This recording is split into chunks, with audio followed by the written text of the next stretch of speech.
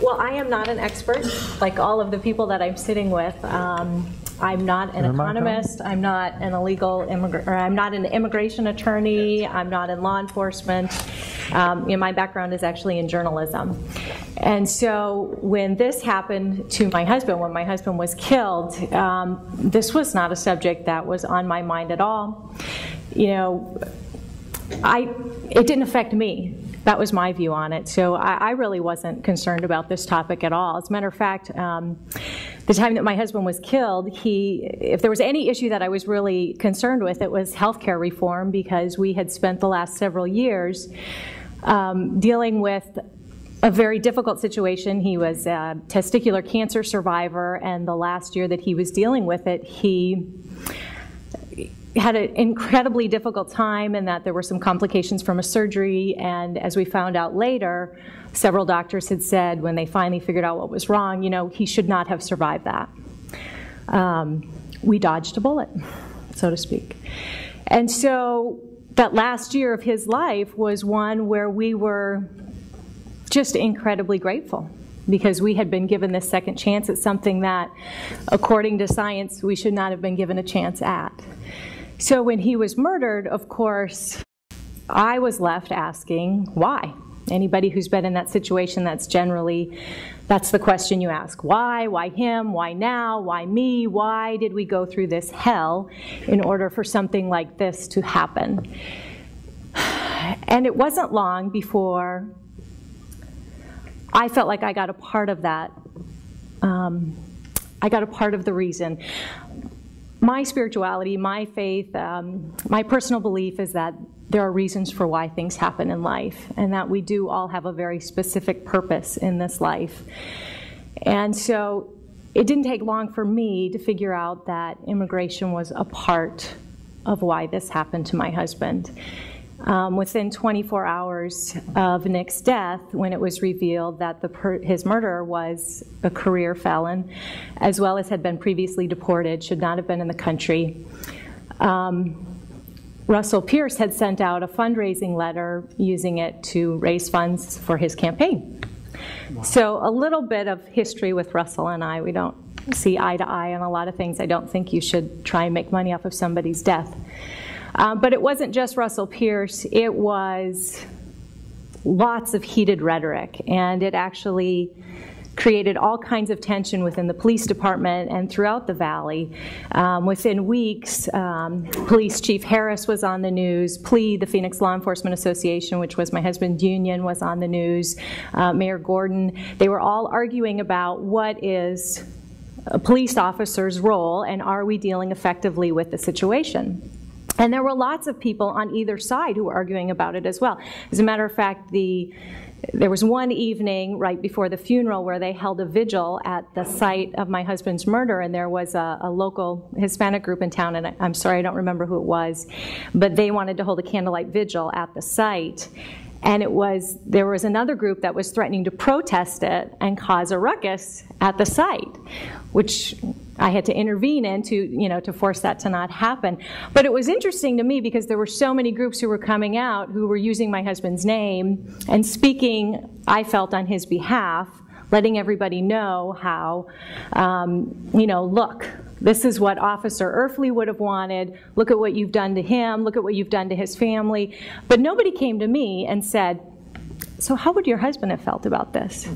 Or how do you feel about this? As a matter of fact, there was really no dialogue and no one asking me how I felt about it. And so I did remain silent for a long time, mainly because obviously I was dealing with my own issues of grief. But at the same time, I didn't really wish to speak to the media because I think my journalism background sort of came into play, and I was asking the whys as well, as far as, why is the system so broken? Why did this happen in the first place? I mean, in order to understand and to come to a solution, you have to understand the problem. And I personally didn't understand the problem. I didn't know enough about it. So I started doing my own research. And I met with immigration attorneys. And I met with a lot of different folks in law enforcement and tried to figure out why sheriff's departments are saying one thing while police chiefs are saying quite the opposite. And I met with business leaders. And I met with the faith community. And I wanted to get that perspective. Tell me, from an economic sense what's going on. Tell me from an enforcement level. Tell me from, you know, a visa level and a reform level what we need. And once I found all of that, I realized, wow, there's a lot more common ground here and a lot more research than what we are seeing at all in the media. You know, what we're seeing in the media is pretty black and white, and it's not that way at all. It's so much more complex. But at the same time, there's so much research that has been done by people here today for decades that really addresses where we can move forward and how. We just aren't moving that direction. And so I sort of felt like, okay, well, this is just then a matter of education. We just need to educate people, right? So I'm just going to go out and I'm going to start educating people myself. And I'm going to speak up and I'm going to start educating. And yes, I do think that that is a big part of the solution. But I also found that there's this other part as well, this sort of little shadowy side, where it isn't always about education. You know, when I was in DC and I was speaking to a police foundation conference, and Bruce Jacobs got on the air at the same time I was speaking without any indication whatsoever of what I was saying, and said, the blood of the next officer is on your hands, Julie Erfle. That gave me a really good wake-up call as to the fact that there are some people who really don't want to know.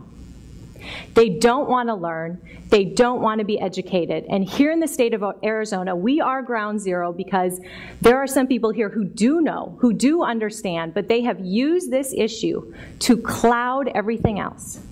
I truly believe that if this issue was off the table in Arizona, we would not have the people in power that we do today. Because we have people who are continuing, who have done things that are illegal, immoral, and unethical.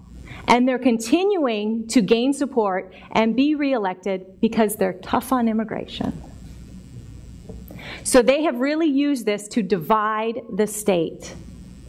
So my message, I guess, to you is, let's not be the Mississippi of the West. And no offense to Mississippi, but right now we are this state, I'm sorry, but we are a state that is dealing with so many important issues beyond immigration. We have some of the highest rates of poverty. We have unbelievable civil rights violations. You know, we're failing our students miserably in education. We have a lot of major issues in this state. We're not dealing with them because we've decided instead that we're going to focus on this very divisive issue. And so the only way I can see to get around that is to really flex our political muscle and our will at a federal level, and to be able to say to the federal government, you know, you need to step in here. We cannot allow this to continue to happen, and to continue to speak up. So I guess mine is a call to action. And the reason I want to be on this panel today is to be able to say to all of you, join a coalition, vote, organize, make your voice heard. If you're not involved right now, if you're standing on the sidelines, you really are working on the other side of the issue in some respects. Because it's never going to change until all of us organize and come together and get involved and speak up.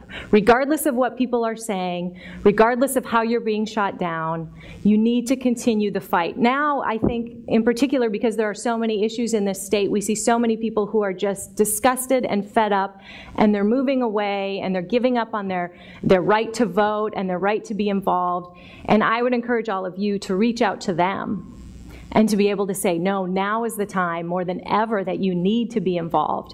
Now is the time more than ever that you need to join an organization, that you need to vote, that you need your voice to be heard, because none of these issues will be fixed if people like you just stand on the sidelines.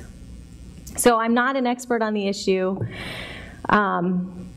Instead, like I said, I think I'm just an example of a failed system, and unfortunately, I am one of many thousands of people who can say that they are the example of a failed system. We do need a solution. We may not have all the answers, but we have enough to make a go at it. We have enough to try and make some reform happen. So I hope all of you will take what you learned today, disseminate it, and like I said, organize and make your voice heard. Thank you very much, Julie. Oh, thank you.